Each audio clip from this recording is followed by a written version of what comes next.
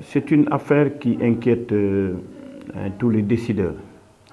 Mais je voudrais aussi souligner qu'à tous les niveaux du moins, les autorités sont conscientes de cet état de fait, qui ne devrait pas, outre mesure, inquiéter les gens parce que, vous savez, quand une insécurité rampe dans la sous-région, il est clair qu'elle risque de se répandre dans tous les pays étant situés dans cette sous-région-là.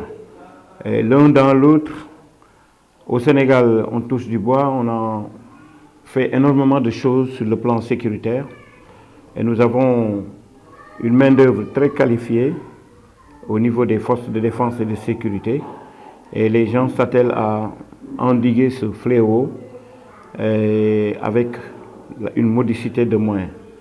Mais je peux vous garantir que si on met l'accent sur ces moyens et on renouvelle l'engagement, on crée une incitation au niveau des éléments qui composent les forces de défense et de sécurité, on devrait pouvoir arriver à un résultat très probant. Ce qui se pose comme réel problème au niveau et même au Sénégal, pour toutes les forces de sécurité, parce qu'il y a un principe qui est établi et qui est clair. Il faut d'abord légitimer l'action de la force, et c'est déjà cadré au Sénégal, tout est bien structuré, les gens évoluent dans des secteurs qu'ils connaissent, et ils ont reçu une bonne formation. C'est peut-être au niveau des moyens que cela devrait poser problème. Mais au-delà de ces moyens, il y a ce qu'on appelle la liberté d'action. Il faut définir la liberté d'action de ces forces-là. Après avoir légitimé l'action de la force, il faut déterminer la liberté d'action. Jusqu'où peut aller une force? Et comment est-ce qu'elle devrait agir sur le terrain? Et vous avez vu dans un passé récent des éléments des forces de défense et de sécurité qui ont été envoyés en prison. Et c'est là où se situe le problème. Quand il s'agit de l'université, on parle de franchise universitaire qu'il ne faudrait pas outrepasser, etc., etc. Mais je pense que quand une situation va crescendo, on devrait prendre le taureau par les cornes. L'insécurité, elle est grandissante. On devrait maintenant revoir nos systèmes et faire en sorte que l'adaptation soit de mise. Voilà pour le moment ce que je peux dire. Mais en tout cas, je peux garantir que la situation jusqu'à présent est sous contrôle et on ne souhaite pas que ça devienne hors de notre portée. Mais forcément, vous savez, dans toutes les écoles de formation, même au bas, je ne peux pas dire bas de l'échelle, mais au premier niveau, dans les écoles où on forme par exemple des policiers, des gendarmes, et des militaires qui vont à l'étranger, etc., on les prépare à faire face à toute situation. En quoi faisant? En analysant d'abord le théâtre dans lequel les gens vont évoluer, et les différentes cibles qui s'y trouvent, et en fait déterminer un objectif qu'il faudrait atteindre. Et par le biais de tous ces éléments, de tous ces paramètres maintenant, ils adaptent la formation à la future mission. Parce que ce qu'on appelle dans le cadre des forces qui vont à l'étranger, des règles d'engagement, etc. et tout. Ce qu'il faudrait faire, ce qu'il ne faudrait pas faire, quels sont les risques qui sont là-bas, etc. Et on prépare les gens en fonction de ça. Si c'est un pays désertique, on les envoie dans une zone désertique. Si c'est un autre pays aussi. En tout cas, le commandement fait en sorte que l'élément qui doit assumer la mission soit bien préparé, qu'il soit bien outillé à effectuer et exécuter totalement et à la lettre et dans la perfection la mission qui s'y est. Maintenant, il y a toujours des difficultés qui se posent sur le terrain, compte tenu de la spécificité de la situation, des différents dangers qui s'y trouvent et des autres forces en présence. Donc, mais dans tous les cas, ils sont préparés et dans les petits détails. Et je suis fier vraiment d'en parler parce que je sais que mon pays a les ressources humaines qu'il faut. mon pays a l'expertise qu'il faut. Je parlais tantôt de moyens. Il faut accorder simplement les moyens. Mais aussi, il faut faire en sorte que les personnels qui effectuent cette mission-là soient déterminés. Donc, il faut une saine émulation. Je ne parle pas en termes de, comme vous l'appelez, d'espèces sonnantes et trébuchantes, mais il faudrait quand même que tout ce qui est défini dès le départ comme droit devant revenir à ces gens-là, que ceci soit respecté à la lettre et que ça ne pose pas de problème. Bon, il y a eu des problèmes, hein, vous savez, pas plus tard qu'hier, d'anciens militaires ont fait des manifestations à Dakar. Les gens font des sorties dans les médias. C'est parce qu'il y a problème qu'il faut mettre au crédit de l'actuel régime ou des régimes passés. Mais toujours est-il que ce qu'on constate, c'est que bien que les gens n'aient pas la possibilité de se syndiquer ou de faire des sorties dans la presse, ben, il y a des problèmes qui sont posés et à chaque instant, l'attention de l'autorité est appelée pour résoudre ces problèmes-là. C'est le cas des invalides, c'est le cas des gens qui sont morts en Arabie Saoudite, etc., etc. Mais je suis sûr d'une chose, que si les problèmes sont posés et que des solutions sont recherchées dans la stabilité et dans la quiétude, je suis sûr et certain que dans le temps, des solutions pourront être trouvées. Mais il y a des problèmes, ça il faut le reconnaître. Il y a des problèmes parce que certains circulent dans la rue, les autres ont cherché à s'immoler devant le palais, etc., etc. Mais on ne peut pas ne pas enregistrer ce genre d'attitude, ce genre de comportement ou ce genre d'incident, si je peux dire. Mais ce que l'autorité doit faire, c'est de prendre en compte cette situation, et je pense qu'elles y sont, c'est de prendre en compte ces situations, de les analyser et de parler aux ayants droit et de faire en sorte que ça n'influe pas, ça ne perturbe pas la quiétude des populations et l'ordre au niveau de l'État. Oui, moi je dis que j'ai parlé de la situation dans la sous-région. Mais c'est de mauvaise guerre que de dire que les gens ne font rien ou en tout cas n'ont pas posé les actes qu'il faut. Des réflexions sont menées en profondeur. Je dis, dans toutes les corporations qui portent la tenue, les gens, les autorités sont conscientes de cette situation-là. Et les gens ne restent pas les bras croisés. Bon, un peu, si l'on appartient à un clan politique quelconque, dénigrer ou poser le problème, ou en tout cas critiquer, selon le terme que vous utilisez. Mais ce qu'il y a, c'est que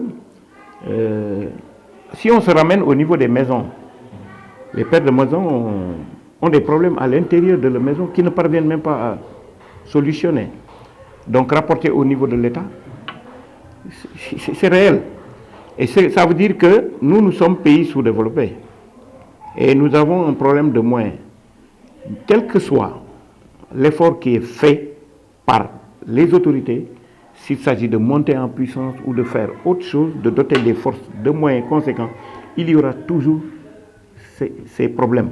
La preuve, c'est que si vous allez dans les pays développés, ben, l'insécurité s'y trouve. Sans parler maintenant des États tels que les États africains, tels que le nôtre. Mais je suis sûr et certain qu'il s'agit d'une nouvelle forme d'insécurité, parce que ces crimes et meurtres-là, qui sont faits dans un but rituel, etc., et tout, c'est une nouvelle donne au Sénégal. Et je suis conscient que des efforts seront faits dans ce sens pour vraiment régler la situation, ou du moins ramener le niveau d'inquiétude des populations à zéro. Et je suis convaincu que quelque chose devrait être fait dans ce sens-là. La Gambie, c'est une enclave à l'intérieur du territoire sénégalais. Ça, tout le monde le sait. Nous constituons un peuple, le même peuple.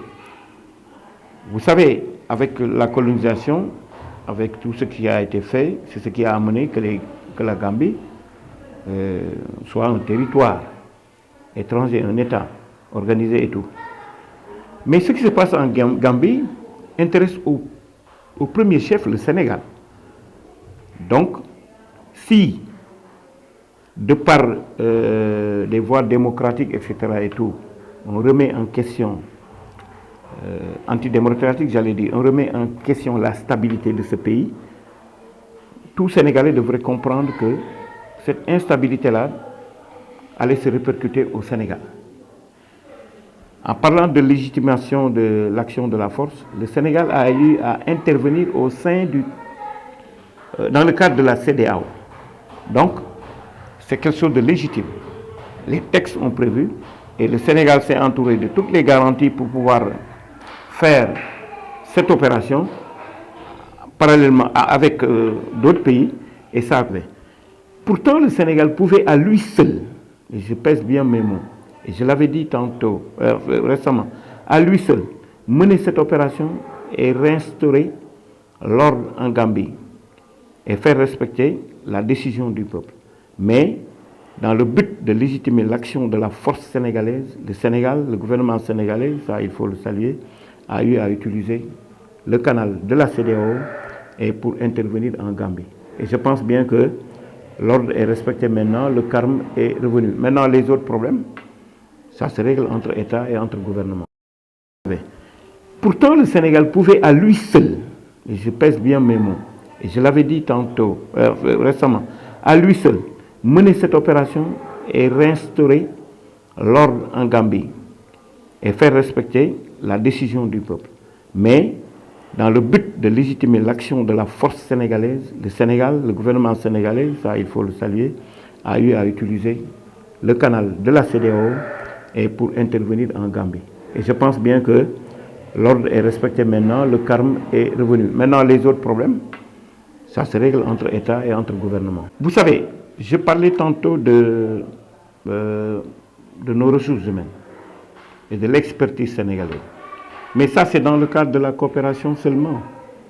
Mais si vous allez à l'état-major général des armées, vous verrez des conseillers.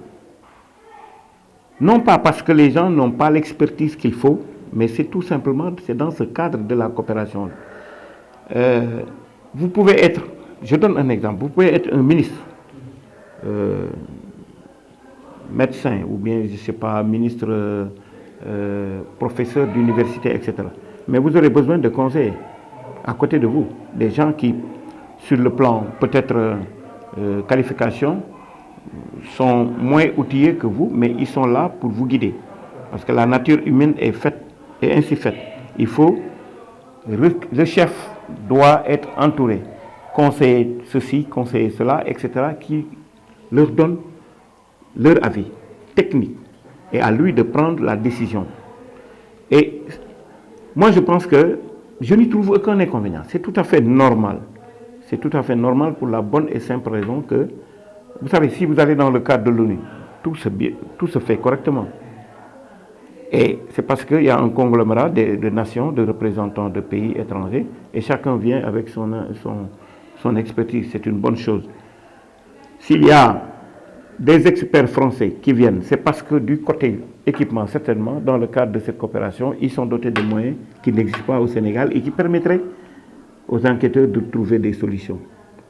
Je vous donne un exemple. Si on sort une boîte noire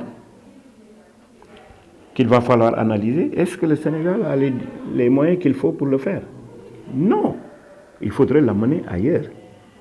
Donc, les gens, pourtant, ils sont bien formés. Dans l'armée, il y a toutes les qualifications. Je dis bien toutes les qualifications. Mais est-ce que les moyens qu'ils doivent utiliser sont sur place? C'est là où se situe le problème. Moi, je trouve que c'est quelque chose de très normal.